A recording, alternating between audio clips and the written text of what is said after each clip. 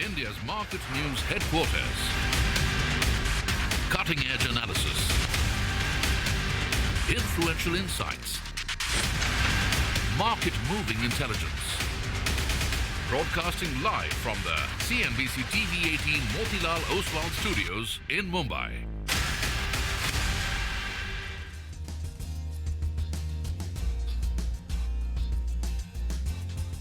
Good morning. You're with us here on a fresh new edition of Bazaar Morning Call. We are coming to you live from the CNBC-TV18 Motilal Oswal studios. US markets are looking up, looking good, breaking some of those big round numbers. Can the market here stabilize as well? Yesterday in the last hour it did. And the hope is we actually build on that this morning. I'm Prashant with me, my colleague Surbi and Nigel. Guys, good morning. Hi, morning. Hi, morning. Big round numbers. 20,000 is a nice round number for the NASDAQ, right? And I guess this whole Make America Great Again trade is working for now. It's really working for the US bulls. Well, that's right. And India has underperformed for the last few trading sessions. So we'll have to hope that we give up that underperformance. But I think with the recent correction, both on price as well as time, maybe a lot of those negatives are slowly getting into the price. And a lot of those large cap names are coming to levels that, you would want to get in. I think even some mid caps and indeed, small caps, etc. as well. So, we'll of course address all of that and some base building. Essentially, that's the hope, and that's what we said yesterday as well. Around last week's lows, we broke that, but we managed to end above it, about 23,100. I'll get to levels in just a bit, but let's take it from the top in terms of what happened. So S&P set a new record high above 6,100. It kind of came off a little bit towards the end, but was decent, 0.6% higher by close. You had the Nasdaq Composite, which ended above the 20,000 mark, 1.2% higher. You had the tech and AI stocks, which extended Tuesday's gains from the Stargate venture announcement. Look at stocks like Oracle, for example. Even Tesla, many of those. Netflix was a big mover. Of course, it reported very strong, some of the highest subscription numbers, and stocks at an all-time high. So, tech and, of course, AI is essentially what did very well, and that showed up in the NASDAQ. 10-year yield, nothing, 3 basis point change, slightly higher. Dollar index, still dithering, but off the highs, was up a little bit, 108.27. But no directional kind of a takeaway from these macro markets. Oil prices around 79, 0.4% lower. So once again, it's kind of calm. It's not very much here or there. It's largely equities in the US which continue to do very well. So it gets us straight to levels here. So we ended higher yesterday, and the important thing was there wasn't selling pressure. Actually, the move started at about 2:10 our time, both for the Nifty Bank, for broader market indices as well, the mid and small cap part of the space. So where does it leave us in that sense? Nifty, step by step, right? First, we need to trade above the 20-hourly average, which is at the 23,200 level. It's very, very close by. You left off at 23,155. It's about 45, 50 points away. The swing high stands at 23,426. That is the swing high, which was made day before yesterday. So that's Tuesday's high. Is 23,426. And then, of course, it was a big candle that day. And similarly, the low that day essentially is the level to watch. If you get a break of that, then I guess all bets are off once again. So that level is 23,976 on the downside. That's the day when we broke the prior Monday's lows, the 13th lows, broke 23,000, made that low, and then, of course, we've been able to come back up. So those are some numbers for the Nifty. For the Nifty Bank, again, you can look at but because this is more volatile, I'm not putting the hourly numbers. I'm just looking at the swing high, which is 49,650 in the case of the Nifty Bank. We're already at about 48,700. And on the downside, that level basically stands at 48,74. Now, the Nifty Bank has not broken that level. The Nifty did break 13th lows, but the Bank Nifty has not. And that's the 13th January level on the downside, which has not come into the equation so far. So, hopefully we don't have to look at those levels and the market does some base building. The overwhelming view still is that you'll get a bounce, and the bounce has to come. And it has to come. That's the nature of things. After immense selling, all technical readings, etc., are showing very, very oversold signals. But the overwhelming view, out there is that, well, this is still a larger downtrend, and the market will eventually get to about 23,500, 23,400 kind of levels close by, and then you will start to come off once again. So that's the backdrop, that's the expectation. So be mindful of that as you approach the market in terms of at least the indices. 60 points lower on the GIFT Nifty is what the start is indicative of. Surabhi. Absolutely. But the chatter around, what I've started hearing within friends and family now is that, arey, the portfolio is down, arey, all my funds are down, arey, nothing that I've bought in the last 6 months is working. So, that sense of exasperation, I think it's beginning to creep in because the market's been testing patience. I heard a nice one yesterday. My portfolio is flat, not too bad. Yeah, that's true. That's a sea change from what we were hearing. My portfolio is up 10% and 20% in a month and all that. So, now having a portfolio that hasn't got hit, I think. Is a not performing portfolio? Absolutely. Yeah. So I think we're still waiting for some of that positivity to come back. But there's plenty of it on Wall Street. And by the way, I mean, these indices that were roaring higher, I guess it's a mix of the fact that corporate earnings have been very good, big bank earnings have been good, Netflix's numbers, like Prashant mentioned, were blowout. I mean, the subscriber additions are now above 300 million. And not just that, they increased their 2025 revenue guidance by a whole $500 million. That's the extent of optimism that one company is saying, but it's obviously not the only one. And for the time being, it seems that this whole economic optimism and this whole Make America Great Again narrative, coupled with the expectation of easier, regulation in the US, that's really powering Wall Street higher. Anyway, now speaking of Mr. Trump, yesterday he made some big comments on geopolitics as well. And I think it's important to note that because now he's saying that this war needs to stop, the Russia-Ukraine war. And these are comments that he made on, his platform, social media platform, saying, settle now and stop this ridiculous war. It's only going to get worse if we don't make a deal soon. So basically what he's saying is that he's threatening Russia with more tariffs and sanctions. But he says that's not the route I want to take. That's not the way to do it. The easier way would be just to come to a table and to get a deal done. So he's making a huge pitch for that and expects some more good news, at least on the geopolitical front, and how that plays out. On Asia, markets are mixed, but the bias is very clearly positive. Most of the key markets around us are actually in a nice shade of green. Though the numbers are a bit iffy. That's the Hang Seng for you, up about 0.5% right now. South Korea is the one where the economic data has not been very good. GDP numbers came out for the December quarter, and it's the lowest rate of growth in the last 6 quarters for South Korea. 1.2% is the number. But the market seems to be sort of moving along. The Bank of Japan is starting its 2-day meeting. It's today and tomorrow. And there's a rate hike expected. Remember, the Bank of Japan has been on pause for the last couple of months, so waiting to see what the Fed has to do, waiting for the US election to get over. But the indication is that we'll get a quarter basis points rate hike tomorrow when that meeting ends. So let's see how that plays out. The markets are fine right now, including the Nikkei, which is up in green territory. For us, quickly coming to fund flows, more of the same. Selling of about 4,000 crores from the institutional investors as the market was trying to bounce off the lows yesterday. At least there was some recovery, and largely that support has been retail flow or the domestic institutional flow, which was the case yesterday also, because 4,000 crores of selling offset by 3,600 crores of buying from the institutional side. Results and numbers, lots of them, and we'll talk about this as we go forward. BPCL, the LPG under recovery, and remember you've heard headlines around this, that the government will come and support and help alleviate the LPG under recovery pain, and perhaps it needs to happen because BPCL's performance has been marred by exactly that. For lever, there's no volume growth, flat. Manglam was telling us it could be 1 to 2%. It's not even that. It's flat volume growth. Numbers are absolutely, dismal, nothing to talk about. But it's their acquisitions. They're taking the inorganic path with brands like Minimalist. That's going to be, center stage, and it'll be the bulk of the chatter around lever today. So watch for that. Pidilite is relatively better off. Volume growth has come in, along expected lines of about 9%. Margins, however, are under pressure. So let's see how this goes. Today is a very heavy day. There's Ultratech Cement, there's HPCL, there's Dr. Reddy's. Bunch of mid-cap IT companies like, Cyient, Memphis is also reporting, and names like Indus Tower. The list is going to come up on your screen, or Jeevan Small Finance Bank. So it's pretty busy. I'm just going to end with something that our Delhi colleagues are reporting. It is budget season, and the market's got its nerves. And it seems that what TIMSI is picking up is that the budget is going to be front-loading capex, and the market will like the sound of that because it was this whole pickup in government capex, which you didn't have because of the general election last year. That kind of is, tempered the enthusiasm. So she's saying, expect it to be front-loaded. Where will it go? Infrastructure development, healthcare, EV, highway construction, and railway track expansion. So these are some of the big watch points in the areas. And let's see if there's some build-up, as we get into full throttle election mode, whether some positioning starts building up in these stocks, because they've been really battered down in the last couple of weeks. Well, that's right. And the good news is that from February till, I think, November, there is no state election. Yeah. So that's good news, because then those freebies and those populist measures will actually take a backseat. Correct. And then you'll see that capex push, which in the last few months, we've seen plenty of state elections, which has curtailed that. Well, let's focus on the cues overnight. The U.S. markets, as you said, well, they did quite well.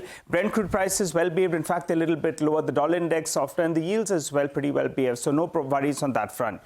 Yesterday was an inside day. What does that mean? Well, the highs of yesterday was lower than the previous day, and the lows were a little bit higher. So we were in that range yesterday. But today, you'll have plenty of action, because today, in fact, you'll be having the weekly expiry that plays out. So that adds some more spice for today's trade.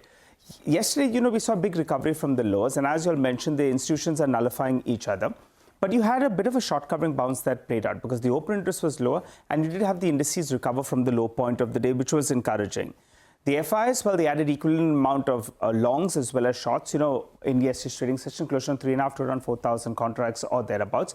The good news was that on stock futures, the long addition was close to around 2:1. So close to 50,000 contracts were added. The previous trading session, we saw some unwinding of longs on stock futures. So that's another healthy sign that I'll be looking at. The FIs, as well as the clients on opposite ends of the spectrum, FIs net short more than 3 lakh contracts. The clients net long close to around 3 lakh contracts. For the time being, the FIs seem to be having the upper hand. But if you're going to get more amount of talk with regard to capital expenditure and things that are good for the economy, and maybe some monetary easing as well, well, those FI shorts, they could get covered out. For the time being, there's no yet sign of that. Moving to the options data, then these strikes expire today. So the 23,300 call was active. The 23,000 put as well was active. So if I'm looking at levels, the 22,950 mark becomes important. Last two sessions, we have gone to those lows and we have bounced off that. So that's very, very important. The 22,950 or thereabouts on the upside. 23,350, we briefly traded about that in the past week. But in fact, we broke that yet again. So that becomes a bit of a resistance level, going by the options data, going by the recent technical levels. The Nifty bank, you'll want it to make a higher high as well as a higher low. In the last couple of trading sessions, that has not happened. So you'll want the high to be above these levels, and you'll want it to protect the lows as well. Today is the weekly expiry, some kind of glimmer of good news. And if you can get the markets to trade in the green for a longer duration, then the shorts could get a little bit jittery, because of late we have been seeing the bears have an upper hand. Irrespective of the headline index, plenty of stocks have come to those levels where, in fact, you would like to gradually nibble in. So keep an eye out on a lot of them. All right. Nigel, thank you very much for that. Well, that's essentially the setup and stocks to watch out for. Anirudh Singh is managing partner at Ansett Capital, is with us now to take some questions. Anirudh, good to have you with us here. Thank you very much for your time. So, as expected, President Trump is juicing up America with Stargate and whatnot. And of course, it's showing up with AI, tech, etc. doing well. Here in India, though, I'm not sure it's to do with uncertainty around tariffs, or I don't even think it's the budget in that sense. Not very much is expected, but just in a bit of a downdrift because of earnings growth deceleration, especially on the consumer side. What's your sense, Anurag? What are prospects looking like near term? Yeah. Prashant, morning. So Prashant, I think you summarized it well. I think here is the quick view. I would say one, look, Nifty is fine. I think if I look at Indian valuations, Nifty is rather a tad below the long-term average. There's no froth or overvaluation, nothing like it. It's exactly where it should be, a tad below rather, right? But the catch is the FIs have a bit of in the short term, they have a bit of a veto on Nifty at least, right? Because they hold all the consumers, technology, and the banks. The challenge is, Prashant, and I think I spoke the last time as well, and that's exactly after when the rupee kind of started to tumble a little bit.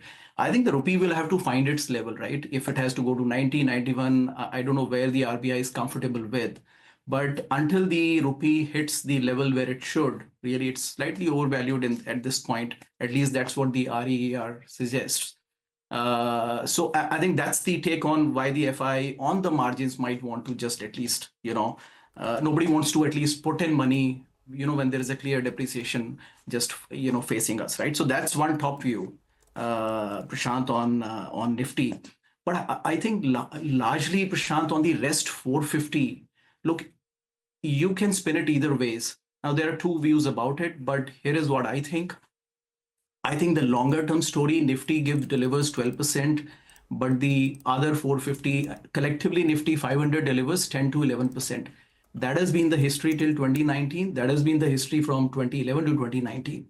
It's in the last 5 years where they've delivered, Nifty 500 has delivered 15, 16%, largely skewed by mid and small. Now, That said, I think at September peak, about 50% of the Nifty 500 stocks were more than 50p. That's kind of unheard in any developed market, any major market, right? And forget, at the size at which India is. I think so. That will, my view is, it will take a mean correction, and that's what we are looking at. I sense is that we need further correction in Nifty 500, which means Nifty mid and small and Nifty next 50. Really need to get back to the normal rate of return, because India story is basically large cap, big, major organized companies. That story is India story. GDP growth normally is, for the last year, even this year, has returned back to 10% nominal. So which is fine. So everything other than that looks great in India. Anurag, hi, morning. So what are you buying? Where's your money going? So to be honestly, if I'm in India, I think just pick a couple of private sector banks and park the money there. I think IT is expensive. You can buy a little bit of healthcare, be it hospitals, healthcare players on the margins, But other than that, I would advise buy 20-30% bonds if you want to time it, right? But otherwise, just keep buying Nifty companies. They're all good, but except that nobody wants to buy an HDFC bank now because they say, well, the returns are not great. Well, that's how it has been. But that's the only place of value, Surabhi. I think other than that, I think I wouldn't mind. This is not the time where, you can go all out, especially on the outside of Nifty 50. I don't think there is much room for appreciation, at least for 2025. I mean, if you are a bottom-up stock picker, of course, you can find a lot of gems, but I'm not one of them, not for the Indian market. Hi, Anurag. Good morning. Good to see you. And Anurag, you've made this point, just reading a post that you put out with regard to the two-wheeler sales. They haven't moved much. And then, it's time that we wake up and smell the coffee that the lower part of the economy, in fact, is struggling. Do you think that, the government is likely to focus on that as well? And you like to play some of these themes that could get some kind of a boost? Or do you think that, no, it's just too much of pain out there, you rather stay away? Wait for the government first to do something, and then, in fact, you get into some of these names. So great point, Nigel. I actually hesitate to put anything negative, usually because it's, I'm sitting on foreign soil, so I don't like that. But, we are investors. We have to really speak the data as it is. I think it's pretty much obvious to anybody. And, some of the people reply that, oh, look at four-wheeler sales, the car sales. Car sales are also struggling between 3.5 million. It has been for 10 years like that, right? I understand there are upgrades, but for a market which is sitting on such a huge demographic dividend, that's not the story which ideally it should be, right? So I think it is time where, the government should be, given a message that, look, it's not all hunky-dory. I understand there is liquidity flow from the investors, but that's not the real economy. The real economy in India for the last 10 years, nominal GDP is 10%, which is fine, but I don't think it meets the aspirations of the talent that India has. So that's a bit of a injustice to the youth expectations in India. I don't know. We'll see what happens here, but I think, Nigel, if I have to just kind of summarize in a limited manner, China is sitting on such huge excess capacity, be it EVs, be it green energy, be it anything else. I doubt whether investment in India will pick up because, everybody is waiting for imports from China, right? So the world is moving so fast, and I think we are stuck in a little bit of a bureaucratic tangles and we're not moving fast enough. That's a hard reality check a little bit, Nigel. I can't say anything more than that. All right. You come here and say what you want to say.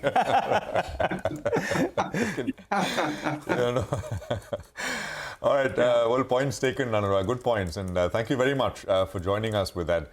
Appreciate it here on CNBC-TV18 as always. Well, we'll take a quick commercial break here. We're going to come back and continue the conversation. But here are the quick preview of the interactions which are lined up on the program. 8:35. Tata Communications Management joins us for the third quarter earnings. 9 o'clock, you'll hear from the management of Hoodco. Came out yesterday. 9:20, Yogesh Patil of LIC Mutual Fund will be our market master. 9:30, we'll have Coforge talk to us about third quarter. Numbers were decent. 9:50, you'll hear from Aditya Vilekar of Axis Securities. We talk about expectations in the metals space, and towards the end, it's our special, the Budget 2025. Lata in conversation with economists on what to expect. All right, we'll slip into a snappy break. You come back, we'll go full throttle on all of the stocks that we're tracking for you. For the time being, I'll run you through the list. HDFC Bank, Persistent, Coforge, Pidilite, Godigit. They'll all be reacting to positive news flow. Add to the list, you have Gravitas, Zydus, Hoodco. So 8 stocks that will be reacting to positive news flow, while HUL and BPCL could be trading off in the red kickstart trade. Slip into that break, come back, get into further detail on all of them.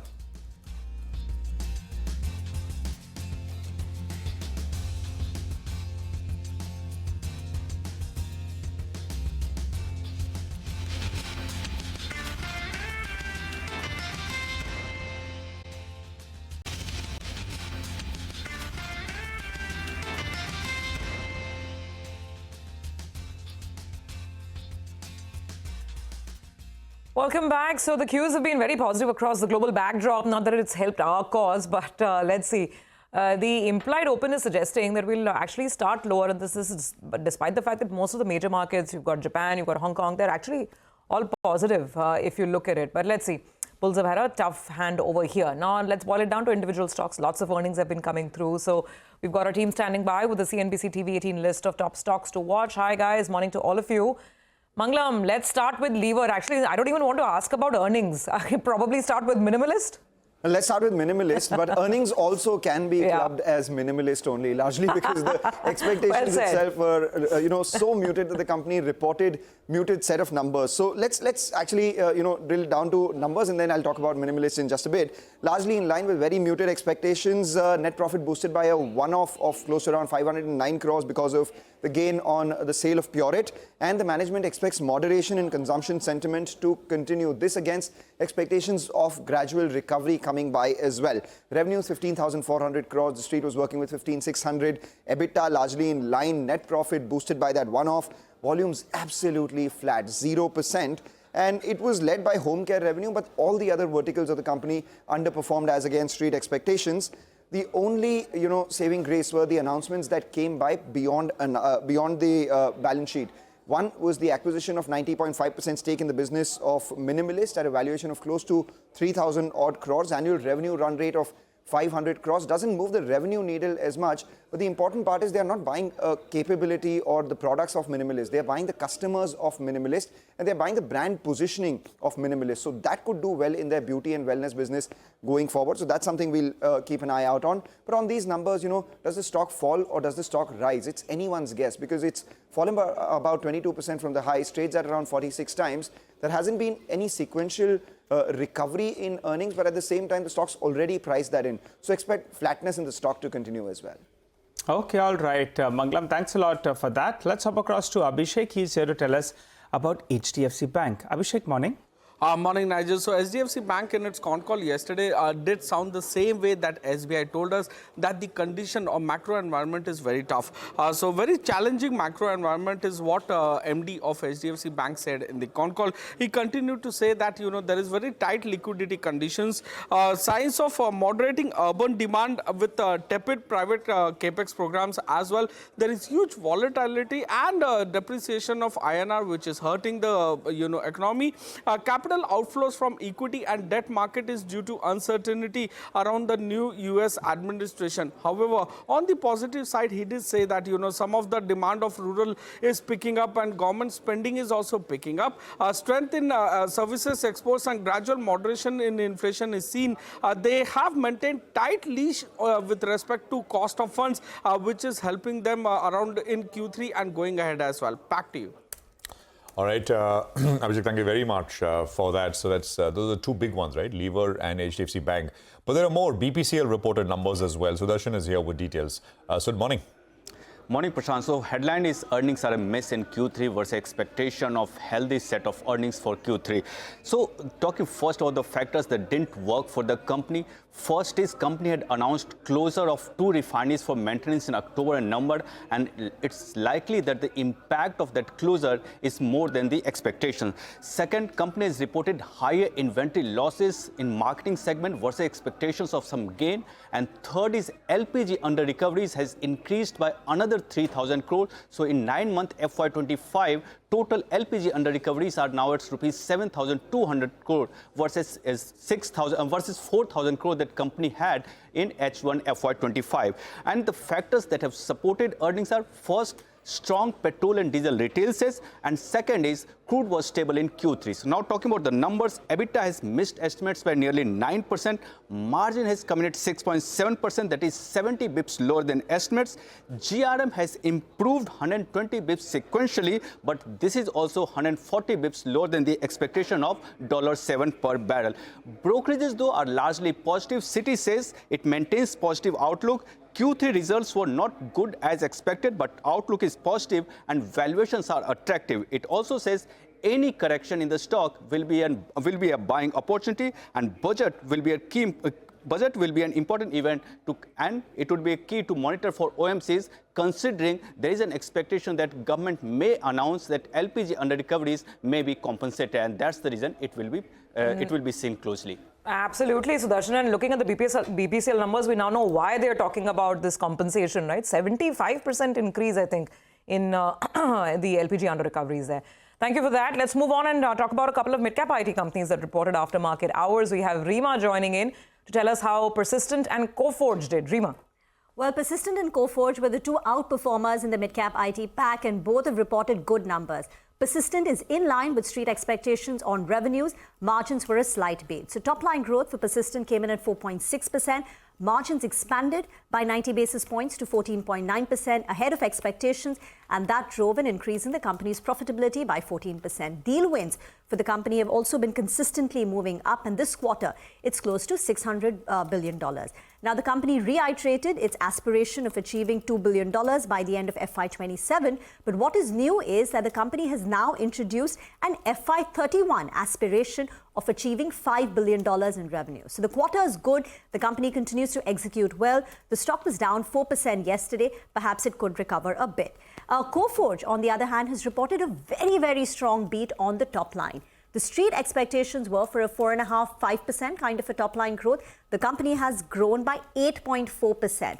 That said, margins are slightly lower than street expectations. The way the company calculates margins, they are flat at 11.8%, lower than expectations. But look at the other internals. Second consecutive quarter of $500 million of an order intake. The signed order book is 40% higher on a year-on-year basis. And the company, remember I told us 3 months back that this is going to be a standout year?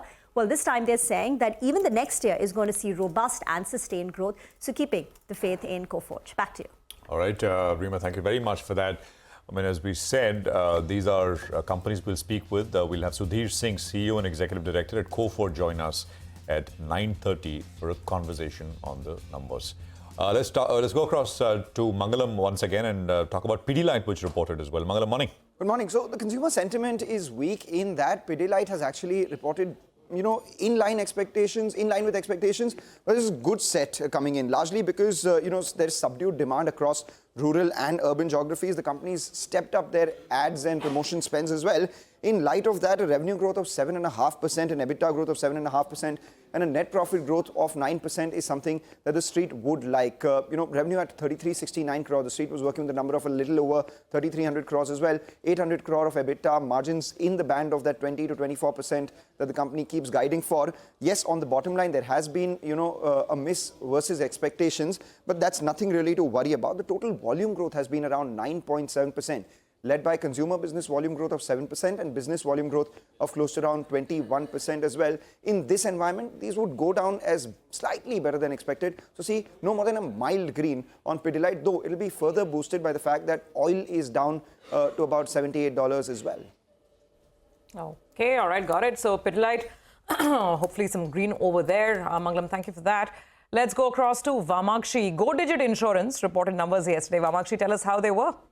Well, a good set coming in from Godigit. When you look at the gross written premium, that saw an uptick of 10% coming in at 2,677 crores. The NEP growth, however, was rather slow, up only 5% on a year-on-year basis, coming in at 2,084 crores. Now, largely the slowdown in NEP growth is mainly on account of a couple of factors. The first one being change in the counting method for long-term premiums to 1 to N, 23% year-on-year decline in crop NEP, and low single-digit growth in motor segment current NEP, which was somewhere around 6% year-on-year. On the other hand, we saw that the claims ratio actually improved to 72.9% as compared to 74.5% year-on-year. The expense ratio also improved to 35.2% as compared to 35.8%, and resultantly the combined ratio improved both on a quarter-on-quarter as well as year-on-year basis and stood at 108.1%. Resultantly, the profitability of the company saw a very good jump, almost up 74.1% at 118.5 crores. Overall, a good set coming in for Godigit. Okay, all right. Thanks a lot for that, Vamakshi. Well, Gravitas is the stock that I'm looking at, and they came out with a set of numbers. Top line growth of more than 30%, and their other income, which for them, it's part of the operational performance as well. That was much higher, close to around 80%. That gave you the EBITDA, including the other income, at around 110 crores approximately. That's more or less in line with what MK put out. And the margins at around 10.7%. That's par for the course. Well, on a year-on-year basis, it's a little bit lower, but it's almost exactly what the street was anticipating. Profit number came in much higher though. That's because the effective tax rate was a little bit lower. So the stock, in fact, recovered in yesterday's trading session. Expect the stock to open up mildly in the green in today's trade as well. Well, let's move back to Vinny then. She's here to tell us about Zydus Life. Vinny. Good morning. So, Sorry, we are keeping an eye out on Zydus Life today because an important announcement that came in was that the US FDA has now announced orphan drug designation for one of its drugs, that's Usnoflast, and this is mainly used for the treatment of ALS. Now, Usnoflast is a novel drug, which is a very what does this mean, orphan drug designation? It actually means that this is for the treatment of rare disease, and what US FDA wants to do is make this drug available for a lot of patients that are actually getting impacted by this. So it's a bit of a positive in terms of a sentiment that comes in for Zydus Life. Now, Usnoflast is also something that was studied for other treatments as well. Preclinical trials were done for neuroinflammation diseases, other types of diseases as well, and that already received orphan drug designation for Usnoflast for the CAPS disease previously from the US FDA, and now it's also come in for the ALS disease. So surely something that is positive coming in for Zydus Life, especially in terms of sentiment-wise. Okay, all right, got it. Vinny, we'll watch out for this one. Zydus Life on the radar as well. And finally, let's look at Hudco. Hudco seems to have come out with a really good performance. Abhishek, tell us the details. Well, Hudco has signed an MOU. This is with Vadhan Port project, that is VPPL, which is a JV between JNPA, that is Government of India entity, and Maharashtra Maritime Board, which is an entity of Government of Maharashtra. So Hudco shall explore and provide funding of up to 25,000 crore for the development of new ports and PPP projects of VPPL. With respect to the numbers were really on the stronger side. Net interest margin expanded on a sequential basis to 3.19% versus 3%, and that is albeit on the fact that their yield actually increased massively on a sequential basis. So interest income was up 11 to 12% quarter-on-quarter versus 7% AUM growth that you saw on a sequential basis. Asset quality has improved. Gross NPA ratio is down to 1.9 versus 2% in the previous quarter. Disbursements are up 11% on a sequential basis, and that also drove the AUM by 7% on a sequential basis. Back to you. Okay, all right, got it. Thank you for that, Abhishek. We'll be, in fact, touching base with the Hudco management, talk about this extremely strong performance in the third quarter and their tie-up in terms of funding port infrastructure with the government of Maharashtra. Discuss all of those details in a bit after, just around market opening. Okay, so let's keep it with earnings and numbers. The focus is now on Tata Communications. The company reported the Q3 print yesterday. The margins have expanded, data revenues up about 6%. This is, of course, year on year, and the company is saying that it's aiming to increase its data revenue to about 28,000 crore rupees by FY27. Well, let's discuss this further with Mr. Amur S. Lakshminarayanan, MD and Group CEO at Tata Communications. Mr. Lakshminarayanan, thanks very much for joining in. Good morning to you. So let's start with that one big headline, right? That you're looking to almost double your revenues by FY27. Now, our colleagues are pointing out that if you look at some of the brokerage chatter on the street, one wonders if this is a very tall order, whether the ask rate is too high, and whether you're also factoring in maybe some inorganic growth, some acquisitions to get to this level of 28,000. So tell us the details. Yeah, hi, good morning. Yes, I think we have set up an ambition to double our revenues. We announced that last year. to hit from 14,000 to 28,000 crores. I think the ambition was based on the transformations that we were carrying out within the company to shift us to a product and a platform story and the digital fabric. And those investments are yielding good results in the sense that across all fabrics, be it the network fabric, the cloud and security, the interaction fabric, and the IoT fabric, we are seeing good traction and reception from customers. Our relevance has increased. So those were the parameters based on which we said that we have to aspire now for a much greater acceleration on revenues. So the aspiration is this entire, sir, but this target of 28,000, does this mean entirely organic growth, doubling your revenue via the inorganic organic route, or will it also include potential acquisitions? Last year we had acquired Kalera and the Switch, right? So I think those are helping us to add the capabilities and fill some of the gaps in our fabric story. And those two acquisitions are great additions to our portfolio. And we will be looking for opportunities which will add to the capabilities and bring value to us and to our customers. So that is part of what we do. But when we said that we wanted to double, it is not calculated based on that we will have to do inorganic to achieve these targets. So our goal is to continue to build ourselves where there are gaps, and when there is a good opportunity to acquire something, we will do so. All right. So what you tried to reconfirm to us is 28,000 crores is on the cards by FY27. Is that correct? Even though we have some adverse, macroeconomic data that's coming out, you still say that that's on, right? That is the aspiration. Yes, we are going to shoot for it.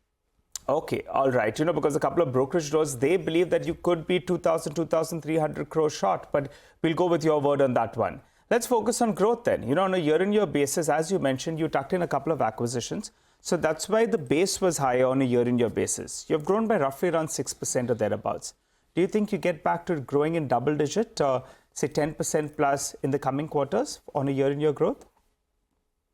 This quarter is Q3 is the first quarter this year where we haven't had the tailwinds of acquisition. And so the Kalera acquisition was in October last year. So, and this quarter, the digital revenues has grown by close to about 10% on a year-on-year YQ-on-Q basis. The core connectivity business has somewhat been stagnant because of the cable cuts that we had. And that marginally pulled down some of the overall data revenues.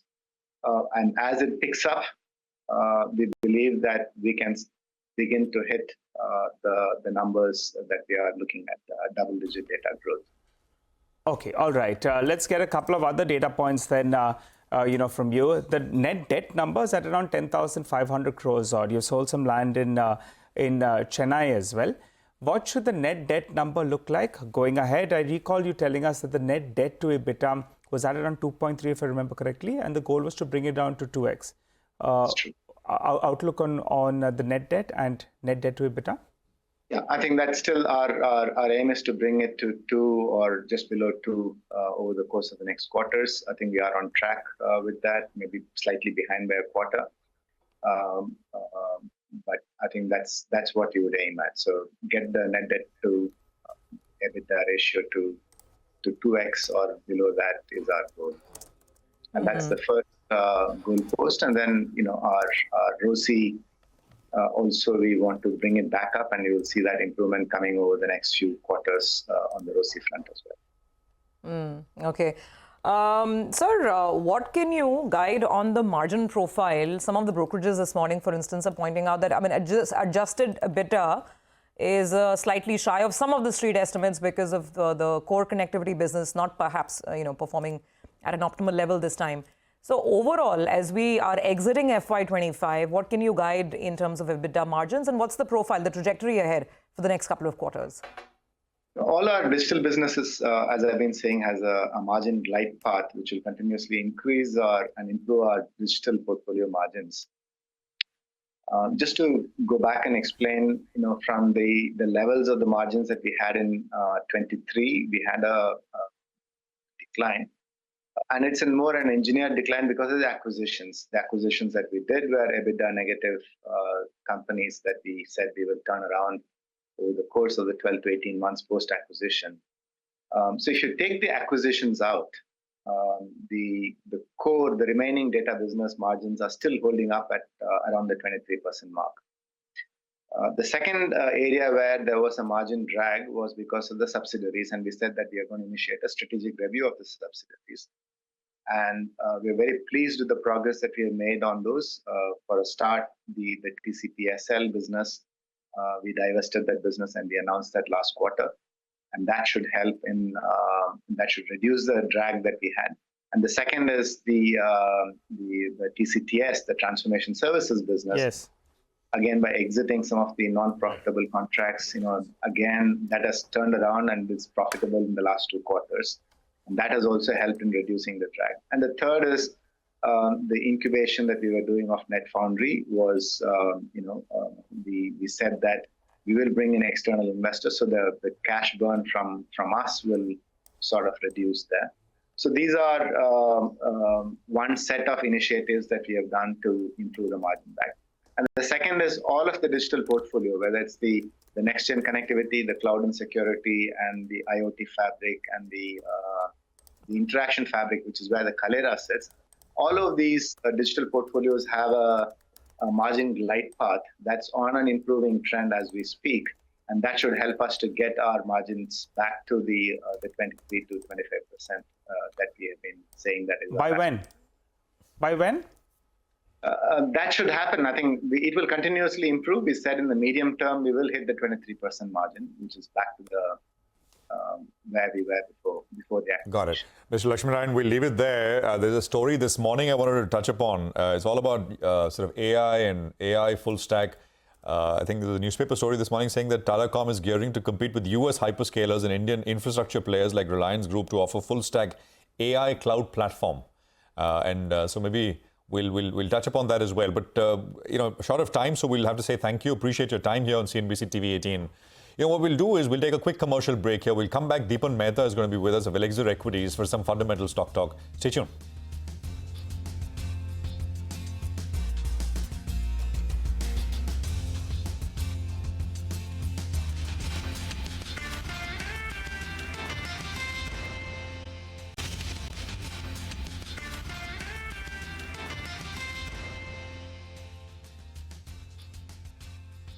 Welcome back. Let's get some analysis going on all the stocks that we discussed earlier. Deepan Mehta, Director at Elixir Equities, joins us on the show. Hi, Deepan. Good morning, and hoping for a better trading session in comparison to what we've seen in the past.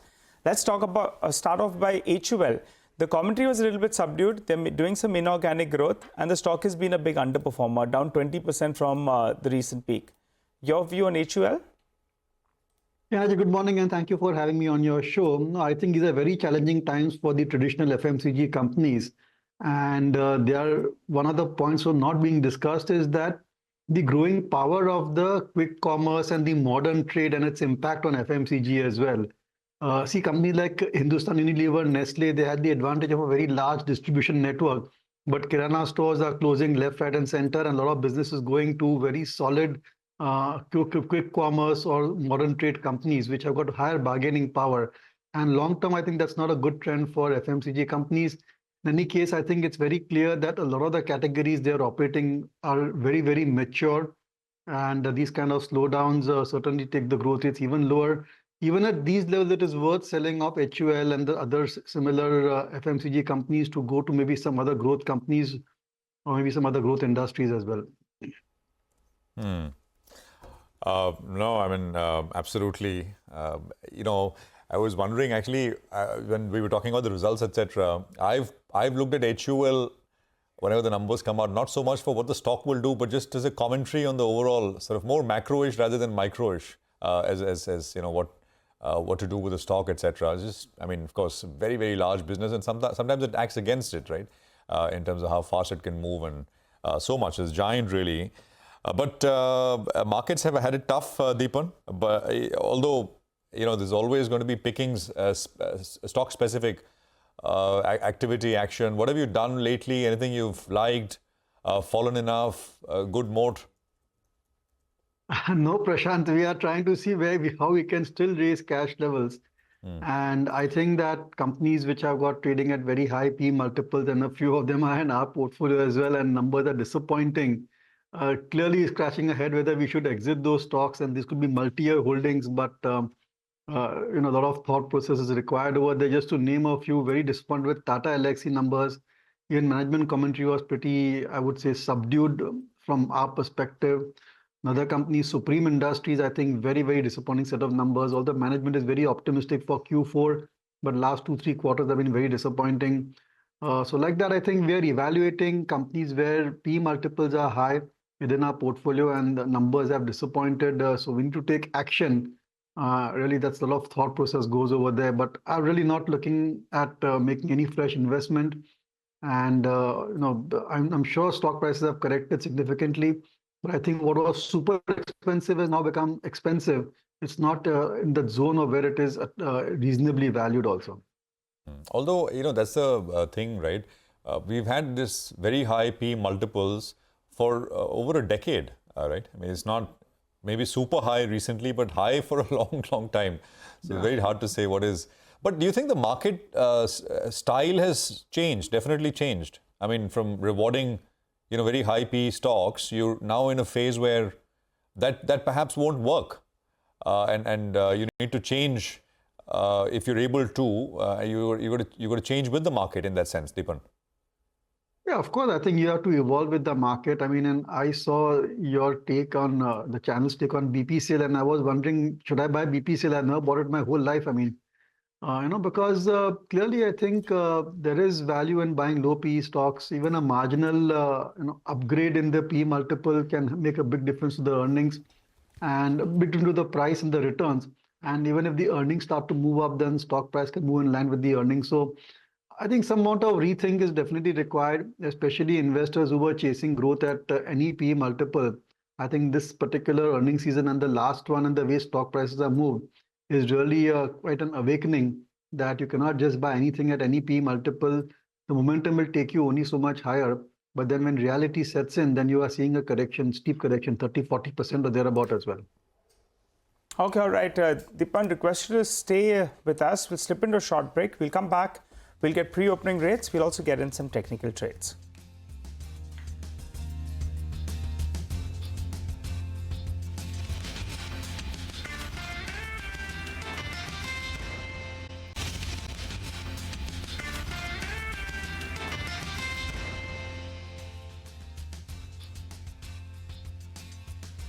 Okay, welcome back. There's 8 minutes to go for the pre-open session to kick off. Mitesh and Sudarshan are with us with what they'd want you to do this morning. Gentlemen, good to have both of you here. Mitesh, that bad, huh? You got your hand on your head. No, I'm just kidding. How are things looking, Mitesh? Yesterday the market bounced last 20 minutes and there was no follow-through selling. But what do you make of it? Morning, Prashant.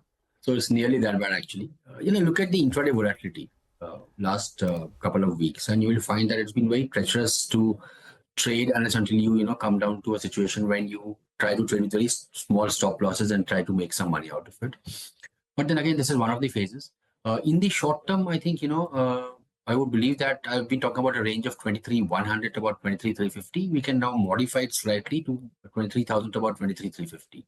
I still believe that we're not looking at expansion on the downside because there's none. In fact, most of the volatility indicators have started reverting to their mean. And that could mean that it will still be a choppy range between 23,000 to about 23,350. And only if we get a closing below 23,000, I would be looking at 22,650, 600 zones. Okay, Sudarshan, good morning. What about you? How would you set things up? Okay, I think the frame is frozen with Sudarshan. We'll come back to him. But Mitesh, why don't you run us through your specific trades? On the trading side, I have a few sell calls and a buy call. DMart or Avenue Supermarkets is a sell with a stop at 36.20. Look for targets of 34.50. Lodha Developers Macrotech, that's a sell with a stop above 1100 for targets of 1020. And Info Edge is sell with a stop at 72.91 for a target of 7100. And on the buying side is Hindalco. If it starts trading about 620, buy with a stop at 609 for targets of 645. Okay, so 3 sells and 1 buy, right? And that's right. We'll touch base in a bit. And of course, Sudarshan, once we fix that frame, will be with us as well. We'll take a quick commercial break here. We're back with that and more.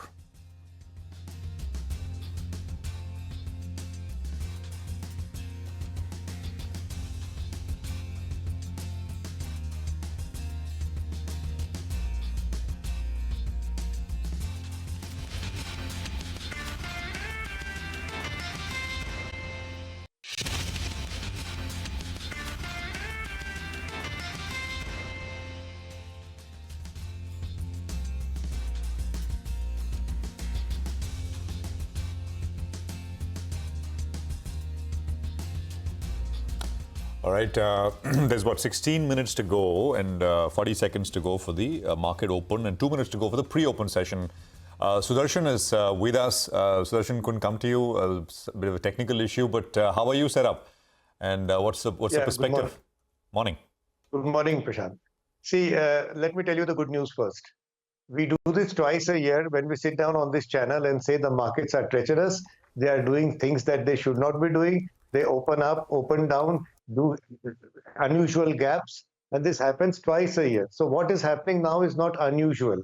This is something part of the market action, and sometimes we simply have to accept it. So that's why I'm saying it's the good news. It's not the first time, and it won't be the last time either. Now the Nifty itself needs to stop falling for us to say, okay, things are getting better. That hasn't happened yet. We saw new lows yesterday. So we have to be patient and let the market find its speed and say, okay, I am not going down anymore. Till then, I don't think there is any trade in the Nifty. Okay, all right. Fair point, Sudarshan. Understand, why you would say that because of this kind of market decline that we've been in.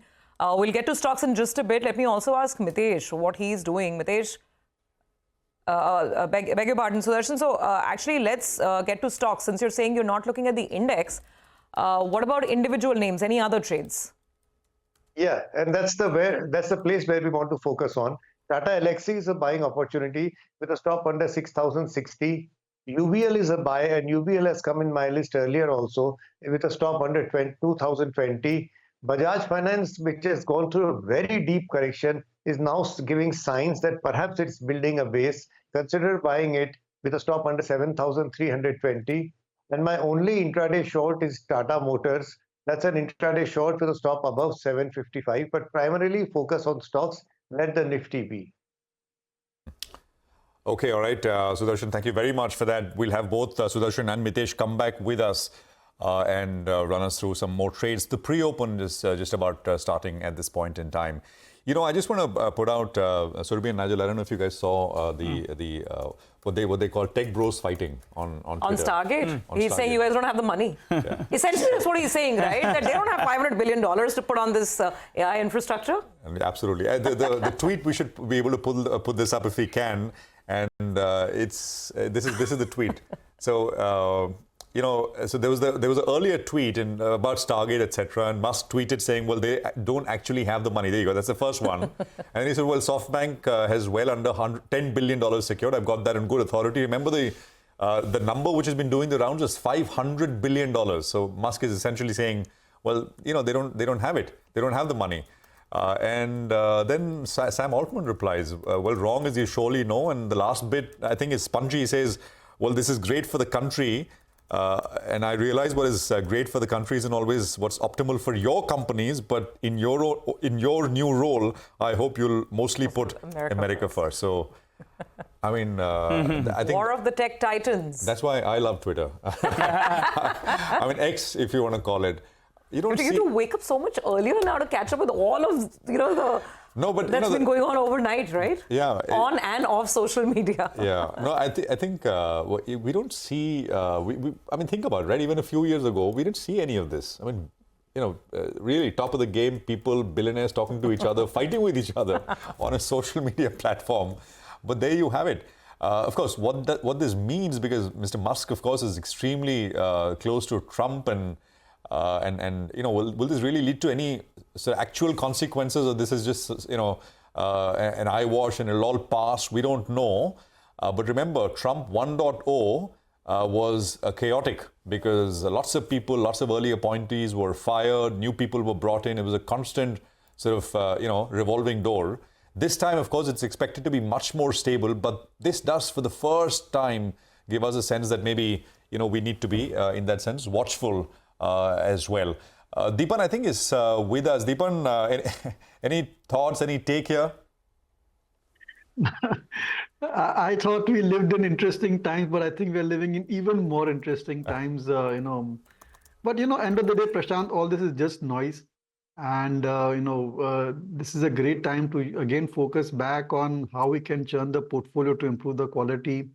There could be a few opportunities as well on the buy side, on the sell side. We have a nice earnings season in place and a lot of intraday volatility is there. So I think from an investor's perspective, all this Trump and is just pure noise, and it should not shift away from the focus of business of investing and trying to find good quality stocks at reasonable valuations wherever they're available and whenever they're available. Okay, all right. Thanks a lot, Deepan, for joining in and helping us out with your comment on all those stocks. Let's focus on the next management, though. Hoodco. It reported a set of numbers to help us with what went on in the past quarter. And how are things shaping up? We're joined by Mr. Sanjay Kulshrestha, the chairman and MD at Hoodco. Hi, sir. Good morning, and thanks a lot for joining in. Well, the street seems to be liking your numbers. At least in pre-open, the stock is a little bit higher. Your AUM target, I think, for the year was around 1.2 lakh crore, but you're almost there.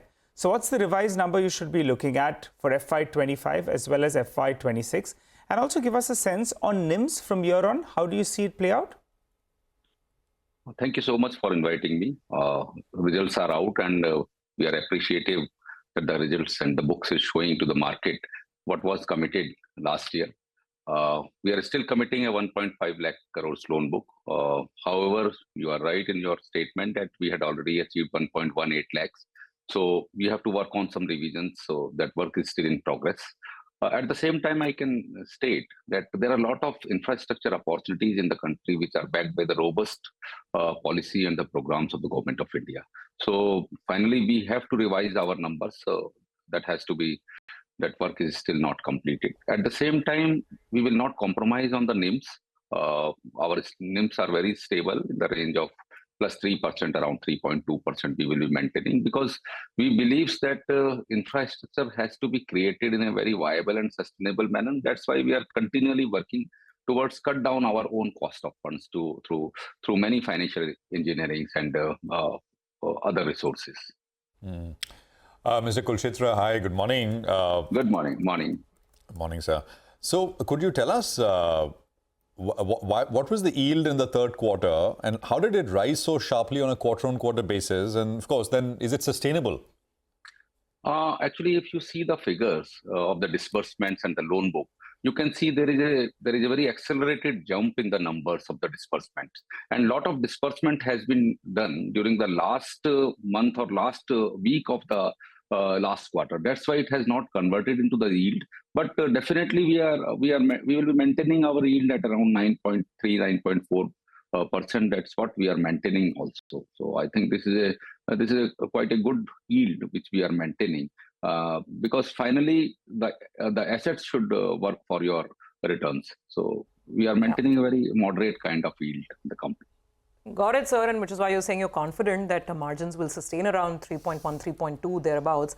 I now just want to talk about where this stupendous growth is coming from. Your AUM in the quarter is up almost 41%, and the urban infrastructure segment, that's really firing for you, right? 72% growth in the AUM over there.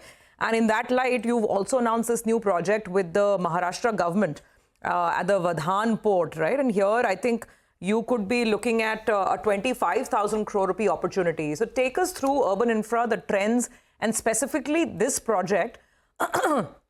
What are the timelines and what is the kind of yield on a project of this magnitude, setting up ports and financing it? What would the yields be like on these kind of big mega projects?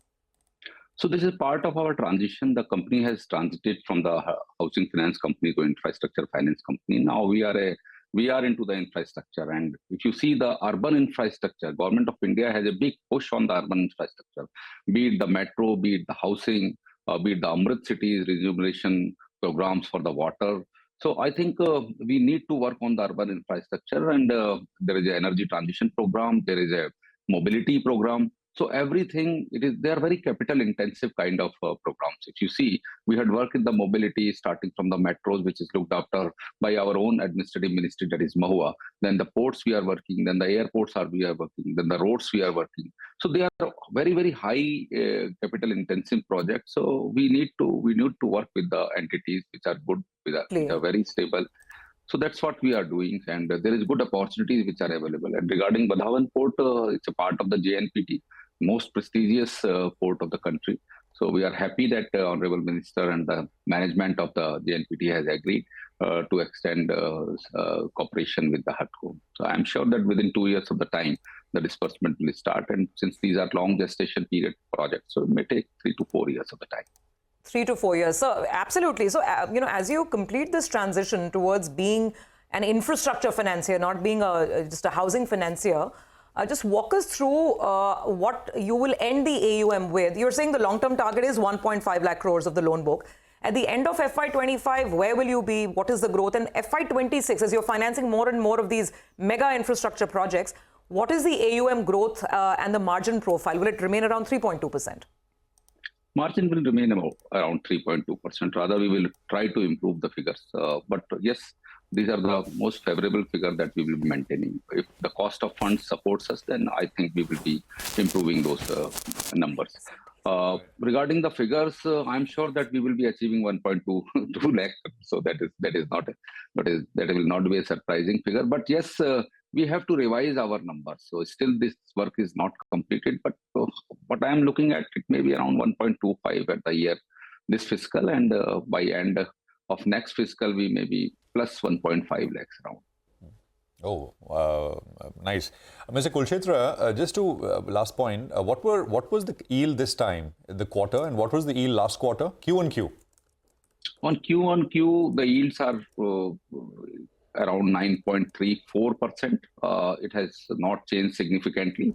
But since the disbursement has been done in the projects which are more stable, that's why some few points it has reduced. But again, it will come back in this quarter. So we doesn't believe only in quarter to quarter kind of figures, but on year to year, if you can see, we have been able to sustain that kind of yields. All right. Fair enough, Mr. Kulshetra. Thank you for your time. Appreciate it. And good speaking with you, sir. Good luck. And we'll have you back again to talk about some of those numbers you put out. 9:10. So let's get our calls out of the way. And Sudarshan is here and Mitesh is here as well. Sudarshan, what do you have? Well, I consider buying Bajaj Finance. Buy Bajaj Finance with a stop under 73.20. Bajaj Finance is the call for Sudarshan. And Mitesh, what about you? I'll have a sell on macro tech developers for targets of 2020. Okay, all right. Macro tech is a sell and stocks down about 1.5%. Actually, macro tech, Oberoi, actually more the Mumbai-based developers, they've all Godrej Properties, they've all kind of come off very sharply over the last couple of trading sessions now. Back to you later, gentlemen. Thank you very much, Mitesh and Sudarshan. Let's revisit HDFC Bank. Abhishek is here with exactly that. Abhishek, over to you. What brokerages are making is that some of them are saying that YOY PBT growth of 12% now leaves them more confident with respect to mid-teens EPS growth return for HDFC Bank in the quarters ahead. So asset quality is largely stable. It remains the top pick in the sector. It's available at a discount of 15% to ICICI Bank with respect to valuations. However, some of the brokerages have cut their earnings estimate over the next couple of years anywhere between 2% to 5%. Largely, brokerages do remain bullish on the stock. They have a target price ranging from 1,785 to as high as 2,300 per share. The only brokerage to cut the target price this time around is HSBC. They have cut the target price to 1,980 from 2,130 that they had earlier. Back to you. All right, Abhishek, thank you very much for that. That's HDFC Bank. Now, Vinny is joining in with what CLSA has got to say about Indian pharma. So there have been some upgrades and some preferences in that report. Vinny, morning. Good morning. So just quickly talking about the Indian pharma space, they're saying that overall for Indian pharma companies, they're expecting them to grow in the range of around 8 to 9% in 2025 versus the US pharma market at 7 to 8%. So they expect Indian pharma companies to outperform on that front. They believe that export-oriented Indian companies will be dependent on only large drugs. If there is any launch that comes in of large drugs, then that will be supporting the growth of these companies. Also, do not forget key drugs like Revlimid, Albuterol, Ascol. All these are going to be seeing patent expiries coming in 2025, 2026. And that will be important to watch out for because it impacts a lot of companies like Dr. Reddy's, Cipla, Lupin in terms of impact coming in if this expiry comes into place. Now, other than that, what they're saying that they prefer top picks coming from the hospital as well as the diagnostic space. So they like Apollo Hospitals, Max Healthcare, Dr. Lal, Path Labs. And on the back of that, they have given an outperform rating for all these three with the target price for Dr. Lal at around 3,240, Apollo at 8,400 and Max at 1,170. Dr. Reddy's, they've actually revised the rating for the company. They've given from a hold rating to an underperform rating and also cut the target price to 1,090 rupees per share. Aurobindo, they've on the other hand upgraded the stock from a hold to an outperform rating. So interesting to watch out for these stocks in trade today. All right, Vinny, thank you very much for that. Markets very quiet in the pre-open session, 27 points down on the Nifty. But probably the stock of the morning, talking about brighter things, could be Coforge. In the pre-open, it's up about 6%. Actually, even Persistent is higher, 2% higher. Let's revisit those numbers and the superb performance that Coforge has exhibited third quarter. Rema, remind us. Well, so Coforge is much, much better than street expectation. The street was gunning for a 4.5%, 5% kind of a top line growth. The company's delivered 8.4% revenue growth. Margins are flat sequentially at 11.8%, slightly lower than expectation. But if you strip out that metric, all others are looking good. Their verticals have done very well. The order inflow is at $500 million for the second consecutive quarter. Their order book is up 40% on a year-on-year basis.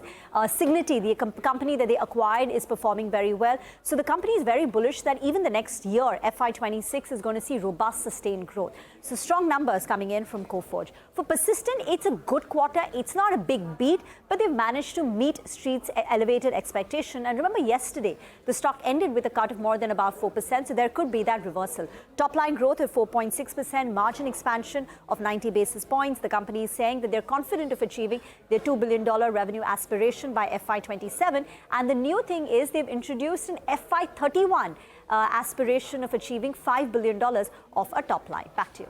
All right, Rema, thank you very much for that. These were actually the only two companies where expectations were solid, that they will post a solid quarter. It's come through, but Coforge has managed to sort of, I think, do even better. We got a subdued start, so it's about 23,100 on the Nifty. And the Nifty Bank is starting at about 48,640. So about a 0.25% lower on both the Nifty and the Nifty Bank at this point. The sensex is down about 0.17%. And the Nifty IT index is up 1% right now. Look at the advanced decline. It's very early, but 500 up, 500 down. So stocks are still opening up. So we'll have to give it some time. The Nifty heat map in view now, and more down than up. So 35, 37 names are down, and the rest are starting in the green at this point in time. So 50 points lower, but holding on to 23,100, which of course the Nifty managed to cross in the last 20 minutes of trade. Surbhi. Okay, so 58 down, that's how we are starting. Let's look at what's taking it lower. Lever, the disappointment. There's no growth. It's so anemic. And even that minimalist acquisition is not enough to sort of, brighten up the light over here. 3% down. There's also a Nestle, which is lower. Some of the big heavyweights, the big boys are starting lower. SBI, L&T, ICICI Bank, even Axis Bank. So basically, banks are not doing too good this morning. Let's see what HDFC Bank is doing, because the numbers were in line to moderately positive. I mean, no hiccups in asset quality. Margins were steady. Stocks up about 0.7%. But otherwise, it's a weak morning for the banks to start off with, and a weak morning for consumers. More names on the downside: NTPC, ONGC, BEL. So, some of these names from the PSU pack also lower. What is holding up is Ultratech Cement. There is some buying on Infosys, Wipro, and TCS. So basically tech. And like I mentioned, HDFC Bank. Apart from this, there's not much to write home about right now. Nifty under pressure. 50 points, gone 23,100. Nigel? Well, a few stocks actually are coming in for a hard knock. DAM Capital, I think it's corrected now all the way to that IPO price. So big correction from the recent peak is what we've seen on DAM Capital. That one's come in lower. You have KPI Green as well. That's down another 4.5% or thereabouts. Post that corporate action, the stock has only moved one way, which is down. Hotco has given up those gains right now. What's doing well though? Godigit. Well, that stock is flying away. That's up close to around 4% as we speak on a very, very good volume. So good going on that one. Your Coforge is doing well and Signity as well, now owned by them. So that one as well is up close to around 5%. The one that's taking it on the chin is Puravankara. Big downtick is what we're seeing on that name. So just keep an eye out on that stock as well as we speak. Well, yes, now it's down close to around 8% and volumes as well. Well, not too large actually. So we'll have to wait by to see whether or not it's, it could see a bit of a recovery from year on. But flattish start with a mild negative bias. Mid-cap index is still in the green. And I think the bulls will like that. Pidilite is another stock I think that had opened up in the green with a gain of around 1.5% to 2%. Let's see what Pidilite is doing. I think the volume number was quite good. Now it's flying away, up close to around 5%. So big up move is what we're seeing on Pidilite. No, absolutely, and it's actually 1:1 advance to decline ratio, and 1,000 odd stocks with actually 900 up and about 1,100 lower, but broadly 1:1.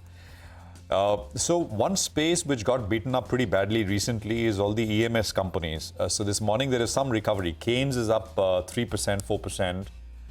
So stocks at about 55.50. Amber is up about 3.5 odd percent. And we should look at the leader, Dixon, as well, if there is anything there.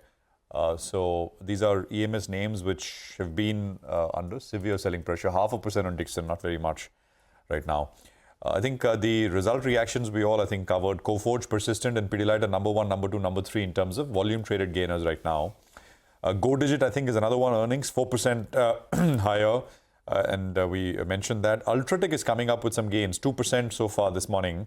And decent sized volumes as well. Doesn't usually show up out there. Oracle Financial Services 2.5%, and it's got volumes right now. Another one which has gotten sold quite aggressively is Motilal Oswal. So that's up about 2%, and it's got decent sized volumes. Look at Indigo. Indigo again, I mean, huge selling from 4,700 to 4,000 very quickly last 15 days or so. So seeing some gains, 1.6 higher. And again, another name which got sold aggressively is Aurobindo. It's recovered quite nicely. The low today is about 11.97. It's recovered about 15 to 16 rupees already this morning. It's all a story of recoveries, right? K Fintech, for example, sold off from 1,600 to 1,000 rupees. It's coming up a little bit. KEI, we spoke with the management yesterday. The low yesterday was about 3,900. Stocks at about 4,250 now.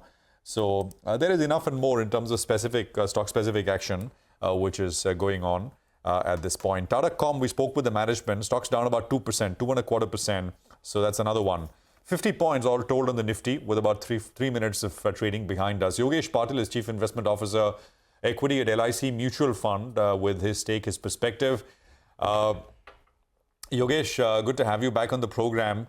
What has the investment team and you been doing at the fund during the course of this correction? How much cash are you on? Just give us the basics first. Good morning, everyone. Normally we don't keep higher cash because we're getting money to invest it. But considering the market opportunities and India's long-term story, we continue to believe India is a very attractive opportunity. But its opportunity is available in raw form, and a lot of things has to be done by state government and central government. So there will be some lag in between whenever these capex program changes. But we continue to believe India is a long-term investment growth story, followed by again manufacturing and consumption. And if you see the last decade, the consumption played a bigger role and lesser investment. But we, at this point of if you see the manufacturing GDP as a percentage of GDP is almost 14%, which is almost equal to commodity-driven countries like Brazil, Russia. And China is almost at 26, Korea is 24. So India need to increase gross block and India need to spend more and focus on manufacturing to reduce imports and improve the infrastructure So they can, most of the companies in India can be compared to the global players. So this is a decadal story, and especially gross capital fiscal formation till date is roughly 93 lakh crore, and we do see a major portion from private and government capex, basically through infrastructure investment like railway, defense, and new segments like data center, EMS.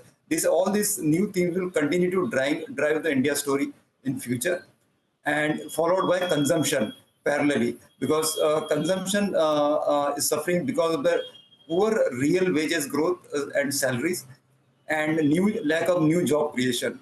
So we think we are near to close to bottom at this stage, and government is also focusing on the rural. So this will again start reflecting over next 2 quarters. Okay. All right, Yogesh. So, how is the portfolio position as we move to the budget? Would you rather look at maybe bigger positioning in capex stocks and PSU, railway, defense, or even private sector capex names, or would you rather look at staples, which have been beaten down quite badly, if indeed there is this hope for a rural push and a rural recovery? Thank you. Our portfolio is completely aligned to our thought process. We continue to believe investment in infrastructure will continue to rise, and followed by capex from many private and PSUs, because this is a need of the hour. Government is trying their level best, but unfortunately there would be some miscoordination between states, or maybe new segment of companies requires a different level of coordination. Like in previous cycle, we might seen a very high capex from, let's take a cement and thermal power plant or metals, but the new capex from private sector is completely different. Is more on asset turn side, like in capex from CDMO player, EMS or GC centers are very, very different, and this will give a very similar impact of GDP compared to last 20 years. And as a house, we continue to believe capex, and our portfolio is fairly aligned with capex stories from completely driven by power sector, data centers, railways, defense, PLI schemes, and other auto sectors companies. What about consumption theme, Yogesh? You're getting split verdict out there. Some of these high pedigree, traditionally trading at very high multiples. Growth is not coming by, and commentary is rather subdued. At times, this peak pessimism provides good entry opportunity. Has it reached that level? I don't think valuations, we need to readjust the growth, because next 4 or 5 years, the growth could be very limited, because it starts with manufacturing infrastructure and job creation. See, the job creation would be the trigger point for India for consumption, mass consumption especially. Okay. That's the outlook on a couple of sectors. Just back to the market, it's still some of these mid-cap IT names which have had a better earnings performance. They're the ones that are looking better, but 6% up on Persistence, actually 7% now. And Oracle Financial, Coforge, these are the names that are rebounding. In the next couple of minutes, we'll also have the management of BPCL joining in. Coforge first. Coforge first and then BPCL. But before we get to the rest of our corporate commentary, Yogesh, on IT, I mean, it's been very, very mixed trends. Larger companies are still struggling to showcase big growth, but mid-cap names are doing, a lot better. Do you like anything here? Either, traditional IT, or let's expand that further. There are internet companies that have gone through a fair amount of price correction as well, platform companies. Would you buy into the weakness?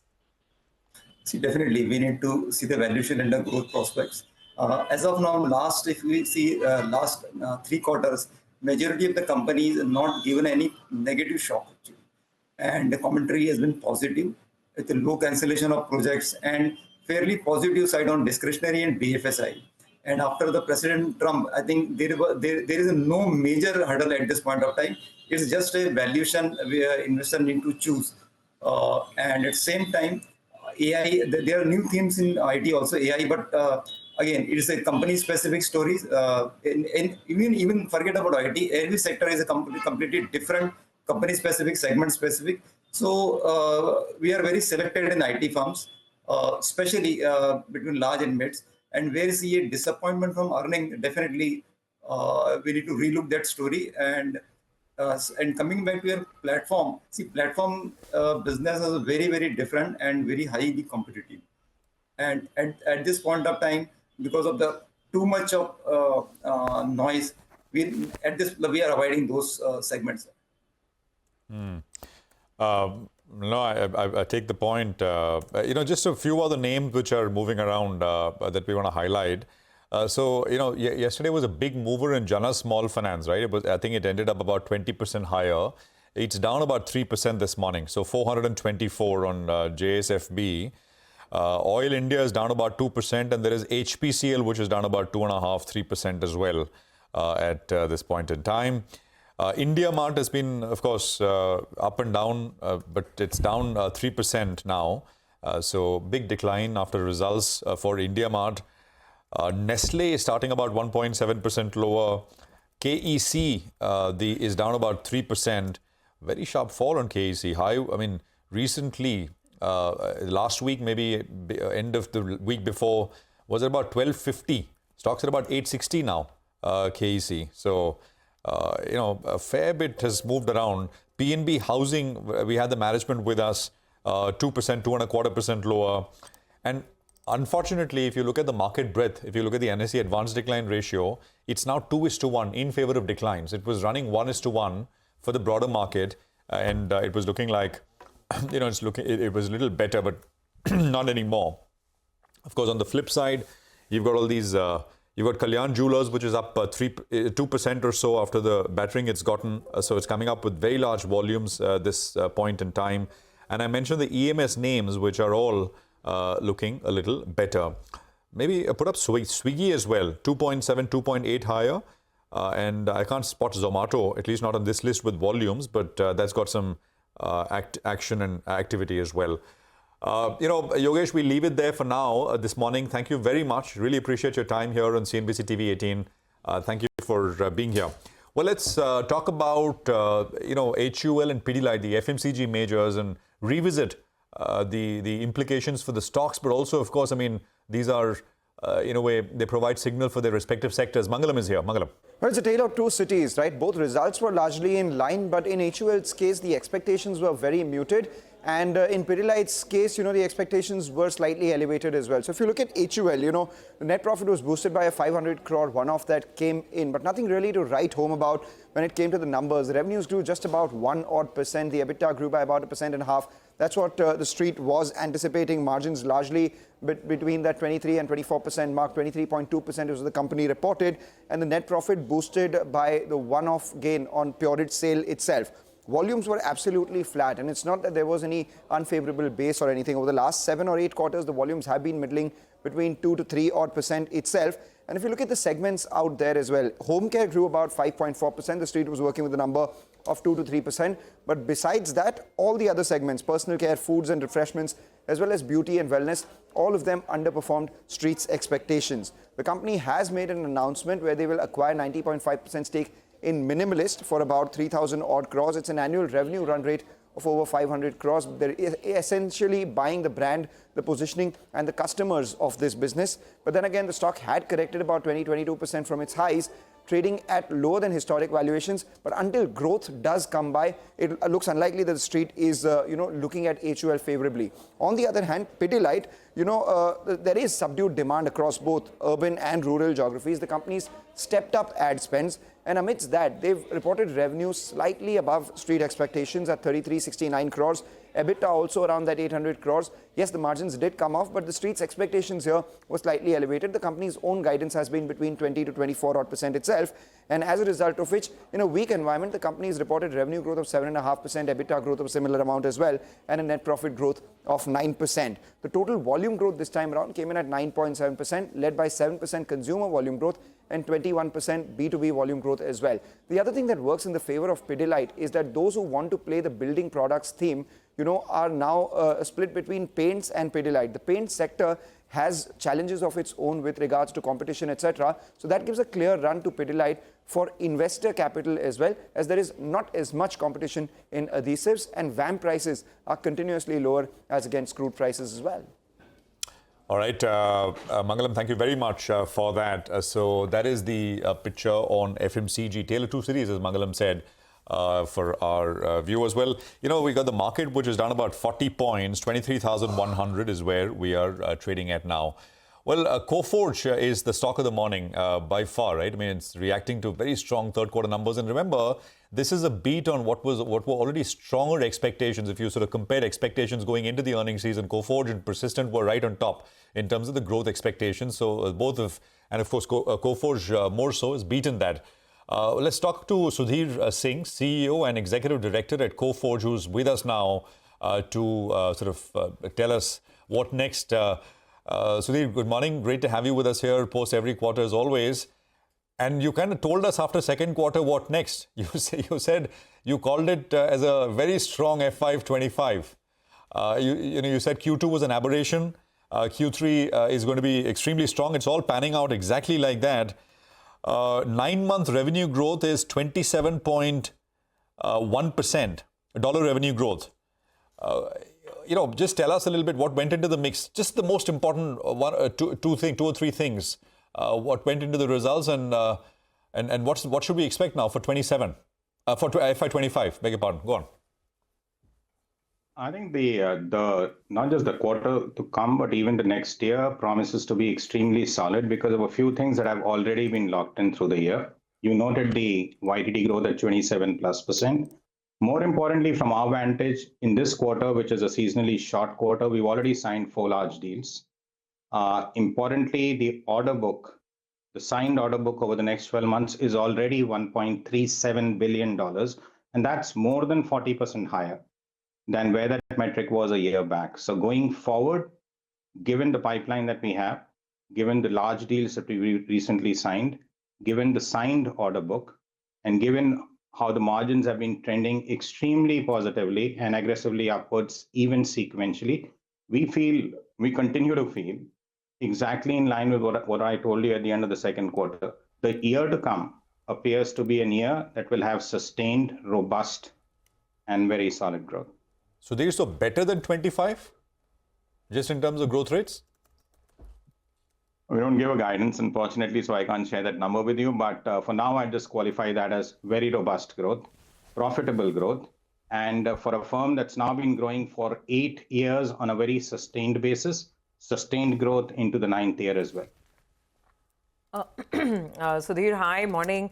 Can you just break up the trajectory in terms of how strong the organic growth is and how well the recent acquisitions are sort of playing along? Cigniti, for instance, I know the margins have come in, I think, above 17% now. So what is the breakup? And going forward, while you're saying the next year is going to be bigger, I mean, just walk us through whether it will mean more in terms of margin expansion or whether it will be just sustained top line action. I think you're at 25% dollar revenue growth so far, 9 months in the current fiscal year. So just give us the breakup, organic, inorganic, and what to expect going forward. Sure. Let me break the numbers down for you. The non-Cigniti business sequentially in the quarter has grown 9.4%, and Cigniti has grown 3.5%. They also had that business had a solid quarter. The non-Cigniti business, which is the organic business that you're talking about, has grown 9.4%. So it's had an absolutely exceptional growth quarter from our vantage. Though that's the breakup of the numbers. And as I say, we would expect growth to be robust across the firm and across both the Cigniti and the non-Cigniti portfolios on a go-forward basis. Hi, Sudhir. Congratulations. Solid set of numbers, and your commentary as well is pretty good. Give us an updated timeline then. I recall you telling us that you'll be going to $2 billion of revenues and margin expansion of 150 to around 200 basis points. By when? We've never really put a hard quarter timeline to it, but the key metric that I would like to point out is that in 7 quarters, the revenue run rate of the firm has gone from 1 billion to 1.6 billion. Right. It's taken us just 7 quarters to grow 60%. I suspect 2 billion is not too far off, reflecting back on the trajectory that we've already plotted out, the pipeline that I referred to, the signed order book that we have. Can't put a quarter number to it, unfortunately, publicly at this point in time, but we have very clear plans. We have very aggressive plans, and our confidence, as I suspect you've seen from my tone, is sky high. So, Sudhir, that run rate, could you hit it towards the end of FY26? You know, some were expecting it by FY27, but towards the end of FY26, you don't rule it out that you could get to the $2 billion run rate? Our attempt will be to hit it at the earliest possible. Our track record, which I've talked about, 60% growth in 7 quarters would attest to the fact that we are hungry, we are capable, and we are just about as committed as any team can be. So the intent is to get to it at the fastest possible clip here on. Oh, absolutely. Well, the market is definitely noting your tone, Sudhir. The stock's flying almost 10% higher, and it's not just the tone, it's the numbers that are absolutely matching up. So we've discussed a lot of the numbers. I just want to understand slightly qualitatively, maybe in 40 seconds, what are these new clients telling you? The sign-ons have been very, very strong as well in the past quarter. Which are the segments that are firing? Which are the geographies that are firing? Because you're definitely doing something very different in an environment where a lot of the bigger players are struggling with, anemic single-digit growth, of course, on a very large base. But just trying to understand, what is the niche that you will go after in the next couple of quarters to sustain the 60% sort of growth rate? The 40-second clip would be as follows. Travel revenue passenger kilometers for airlines is expected to grow 7%, which is a huge demand outlook for the airline sector, given the nature of that sector. We therefore expect to ride the personalization wave. We expect to ride the digital mall creation out of airports wave. We expect to ride the AI-based customization wave. That's travel. Insurance SMB space. The need for legacy modernization driven off platforms like a Duck Creek, Guidewire, Majesco is extremely strong. And the emerging trend is to ally that with no-code, low-code platforms. That's a sweet spot for us. We intend to ride that. Banking, operational resiliency, regulatory compliance are areas where spends continue to be strong. That's an area that we've always been very good at. And that's a third wave that we expect to rise. That would be the 40-second clip for you. Okay, helps.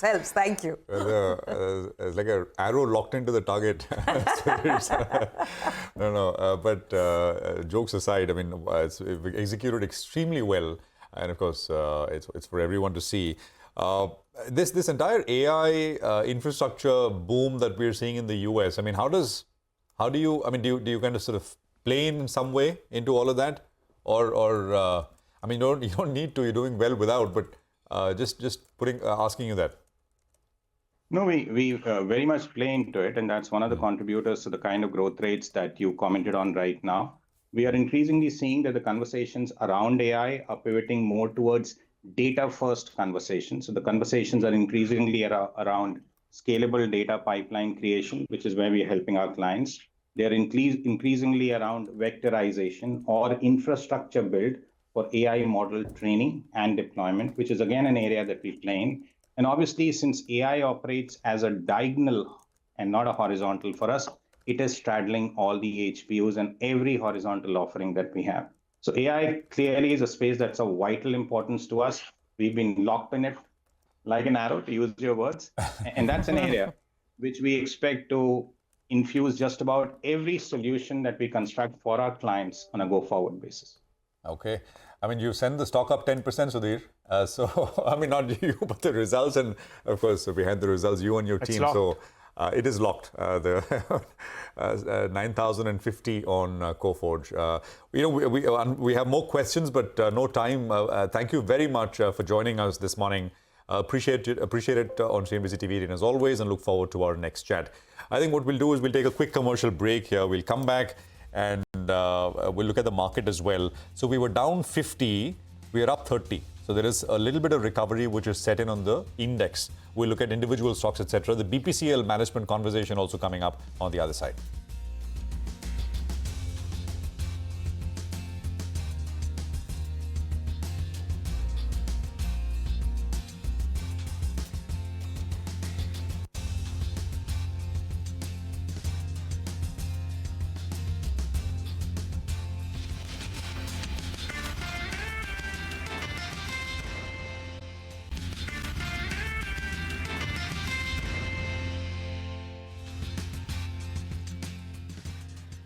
Welcome back. Well, the market is continuing to chug along. Right now, the Nifty is just about 26 points higher. The next company on our radar is BPCL. Let's look at how the stock is doing. It's actually sold off a little bit this morning, down about 0.7%. Now, BPCL, of course, reported Q3 numbers yesterday, and the earnings were slightly below estimates. The gross refining margin came in lower than expected, and there were some inventory losses as well, which the market wasn't expecting, and therefore the disappointment. Plus, there's the issue of under-recoveries in the LPG segment. So what's the way forward? Well, we have with us Mr. G. Krishna Kumar, Chairman and Managing Director at BPCL, joining in. Mr. Kumar, thank you so much for being with us this morning, sir. So before we dive into your performance and the earnings, I want to ask the other bigger question, the whole geopolitical question, which everyone's trying to understand. These sanctions on Russian entities, Russian ships, Russian oil companies, do they limit our capacity to buy oil from Russia in any way? And the minister, I think just yesterday, made the statement that yes, India's imports from US, crude oil imports, could perhaps increase. And that's, we're in a very dynamically changing world order when it comes to the oil markets. So that first, and whether this change in the mix is going to impact your operations in terms of crude between Russia, Saudi, and maybe more from the US now. Thank you for having me on the show. It's very early days. Actually, we are assessing the situation on the impact of the Russian sanctions. But having said that, we can be very clear, there will be a slight short-term impact for about a month or two. But we are looking at rebalancing the whole crude purchase. We will look at more of Middle East crude and the US. And with Mr. Trump saying that he's going to free the energy and there's going to be a lot of drilling, I don't think there will be a shortage of crude in the near term. But there will be a slight premium we'll have to pay, and that we can always rebalance. And over the year, it will balance out. So and in the short term, yes, there will be some cargoes which will be, there will be shortages of some cargoes because of the shipping. Shipping will be a problem. But over the next 2 months, I think that all that will be sorted out. So when you say that eventually we'll have to move, we'll have to source more from Saudi Arabia in the short term and maybe more from the US, and you say that will come at a premium, can you just tell us, roughly speaking, what is the higher premium? Because, just logistics, right? The shipping costs, I'm imagining for starters, is going to be much higher getting in that oil from the US. There are two things, okay? One is that right now we are in the spot market. We don't have a term agreement as yet with any of these guys. So because there will be an upside because of the sanction. The premium will be around the range of, we hope, around the range of $2 or $3. But we are looking at also delivered supplies from different countries. So that should eventually eventually pan out the numbers. Initially, there will be a difference about $2, but I think that will pan out. Okay. Hi, good morning, sir. If you could help us out with crude being sourced for Russia as a percentage of your mix, what is it roughly? So far, it was about 35% of our mix was from Russia. And 35%. The rest, 35%. Okay, all right, interesting. I ask you this in the backdrop that the last quarter's GRM was a little lower than what the street was working with. So could you give us a rationale behind that? Because it came in at around 5.6. The GRM, sir. The GRM came in. If you look at the Q2 GRM, it was about 4.41, and Q3 Indeed. Actually we have done better. We have actually done better at 5.60. The whole situation was very volatile. If you look at, there were tightening of the Russian crude, tightening of the discounts, and also we had our planned shutdown programs in Kochi and Bombay refineries. This slightly, and moreover, the cracks were lower comparatively. So all put together, there was a tightness in the whole situation. But having said that, we've still done better than Q2. And going forward, we are very confident that our refineries will perform well. If you look at it, last whole year, our GRMs were best among the industries. Yeah, that's right, sir. I'm taking that point on board, and you've given me rationale because the GRM improved on a quarter-to-quarter basis, which is good. But only in comparison to what the market was estimating, it was a little bit lower. But as you're putting those points, that because of a couple of reasons, it was lower. What's the trajectory with regard to GRM from here on? If you could help us out with a number. We should end the year because the next 2 months are going to be a little tricky, because we don't know how the crude will actually pan out, though we feel that there won't be much of an impact. There will be an immediate rebalancing of crude. We hope to be around 6.5 barrel per barrel. Okay, all right. And that's our estimate.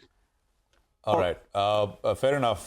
So $6.50 per barrel is the GRM estimate for you, right, Mr. Kumar? Good morning, sir. Yes.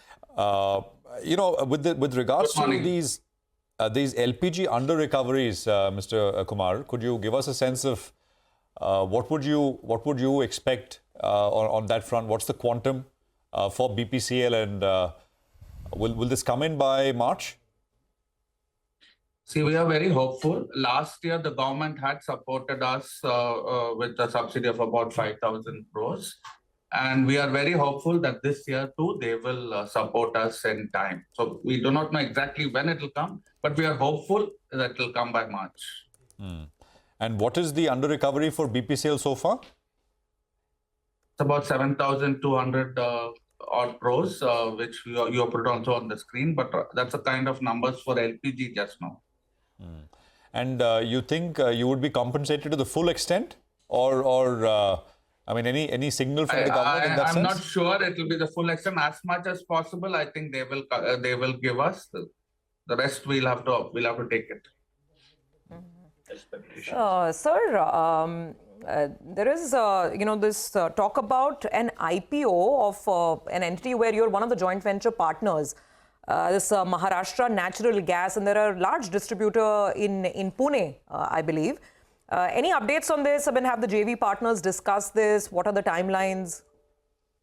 See, we have a joint venture with GAIL India for MNGL.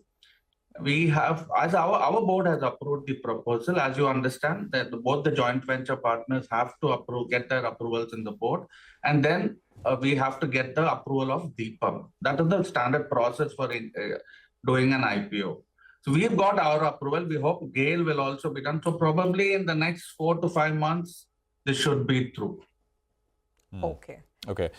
Mr. Kumar, another point which some are a little worried about is what you've announced in terms of new projects, right? There is one petchem 2 million ton plus petchem project in Bina, another one in Kochi. Are all these on track, sir? And if you could just talk us through what are timelines looking like here? Yeah, okay. So we have two projects. We've announced two projects. One is at a 2 million ethylene cracker plant at Bina, along with the expansion from 7.8 million metric ton of the refinery to 11 million metric tons. We have a project size of about 48,000 crore, that includes GST component. That's expected to be commissioned by May of 28, and that's on track so far. Okay, and we have just done a financial closure with SBI as the lead banker and a consortium of banks for about 31,800 crores. The financial closure is done, and we are very confident of this being on track. The feed and the engineering part of the component is over. The licenses have been selected. So we are now looking at a closure. Our execution is our strongest focus right now. Likewise, in Kochi, a 5,000 crore polypropylene plant is being commissioned. We are very confident of that project coming before time. We are expected that to be sometime in July of 27. We're expecting now closure around April of 27. And finally, sir, I think the marketing side of the business has done really well, right? Marketing margins have been quite good. And we've seen crude oil prices come down, and now there's talk of lesser wars in the world and more crude oil, more drilling in the US. So maybe crude remains benign. Can you leave us with an expectation on the marketing side of the business? What level of margin are you at? Where will it sustain? And I don't know, I mean, as a consumer, we can only ask, if crude comes down further, would you be passing that on to the customer, or would you be retaining some of the margin cushion? We'll have to look at it as and when the crude moves up or down.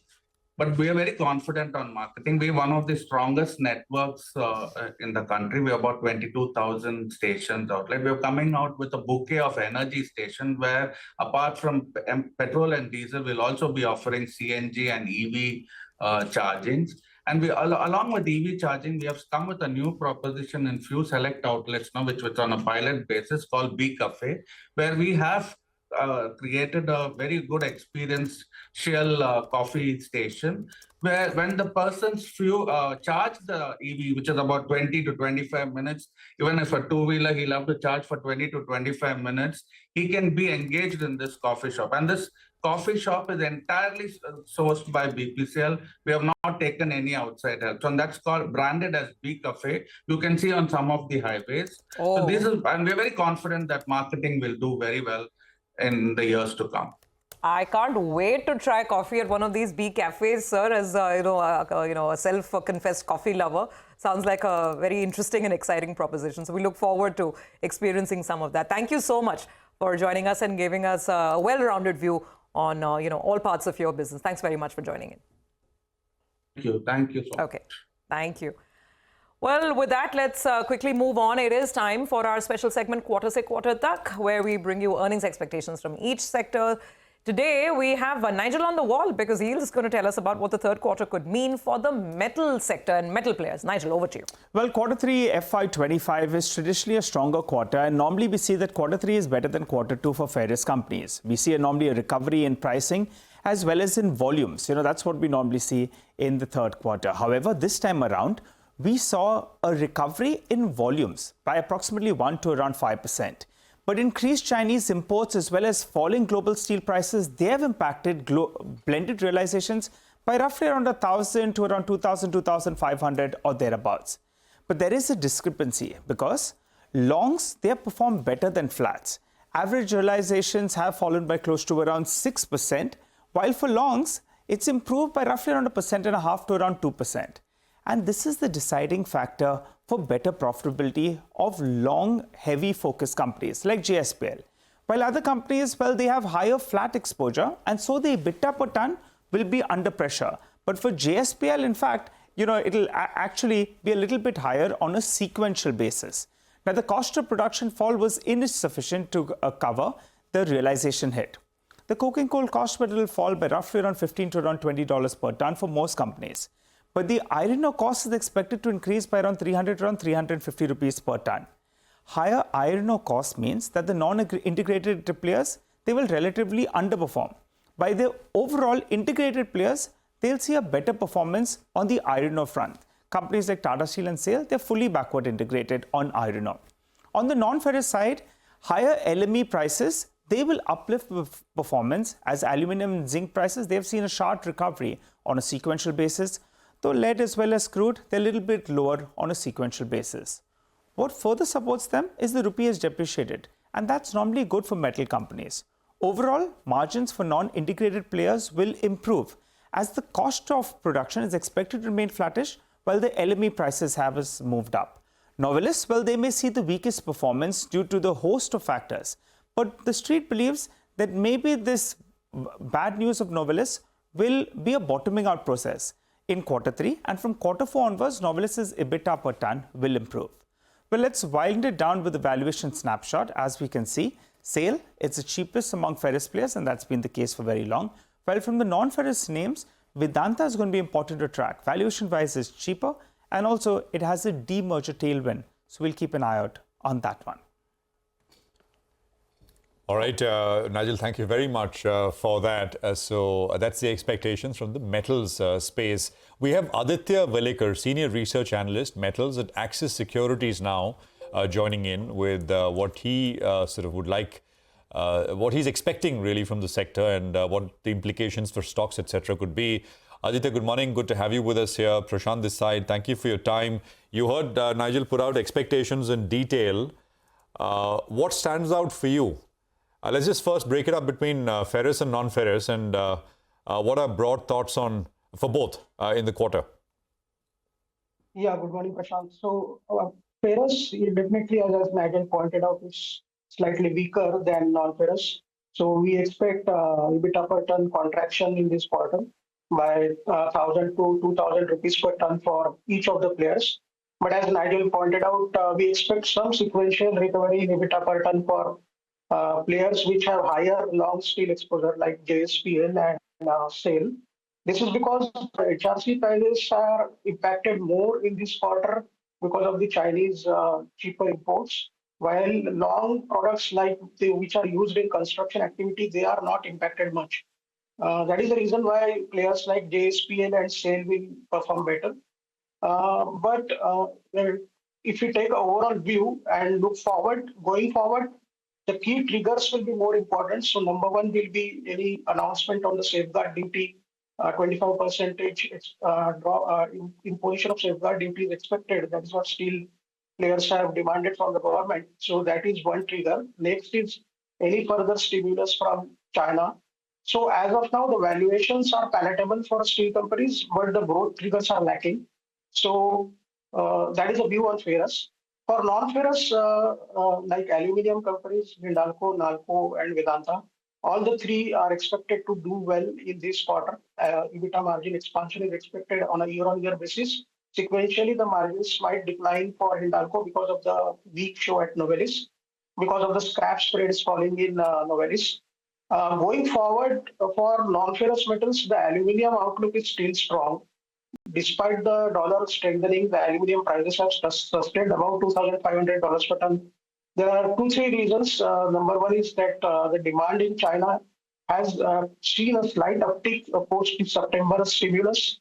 Then with the export tax rebate which China has removed, that has found some support to aluminium prices.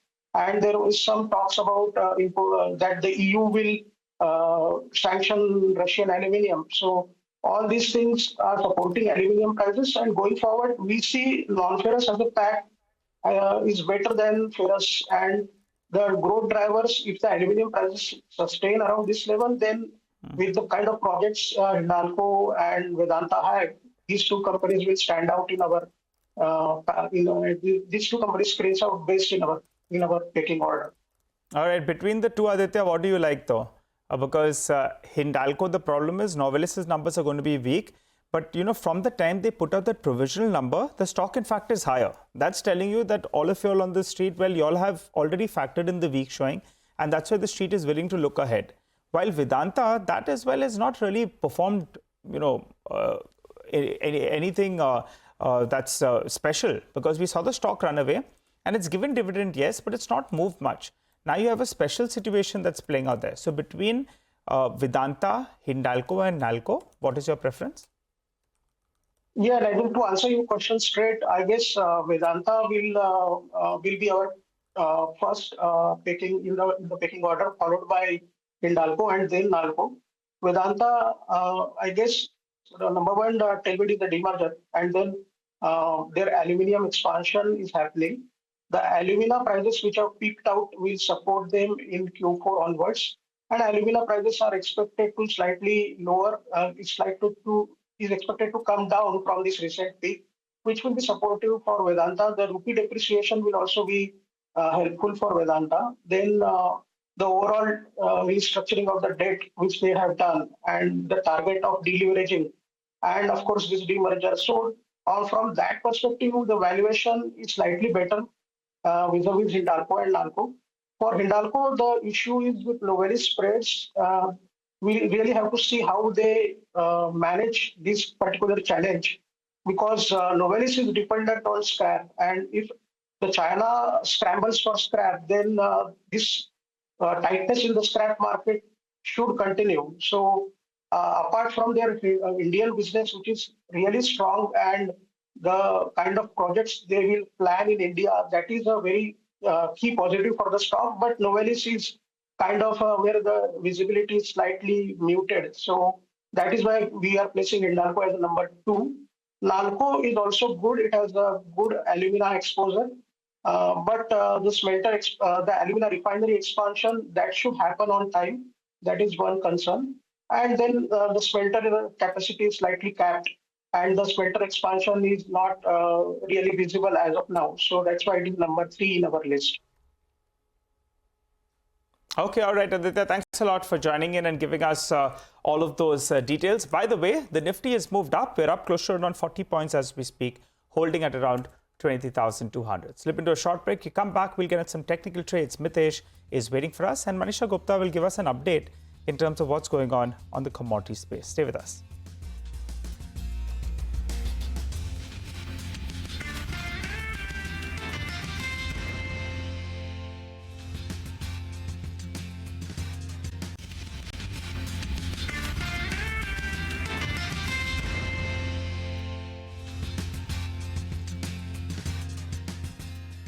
Welcome back. Let's go back and revisit the market, which has managed to actually bounce up quite nicely. We've got some green even on the mid-cap screen now. The Nifty is at the morning high. So let's go across to Mitesh and discuss some trading ideas. Mitesh, just an advice on the index as well, in case you'll trade either Nifty, Bank Nifty, and of course stocks.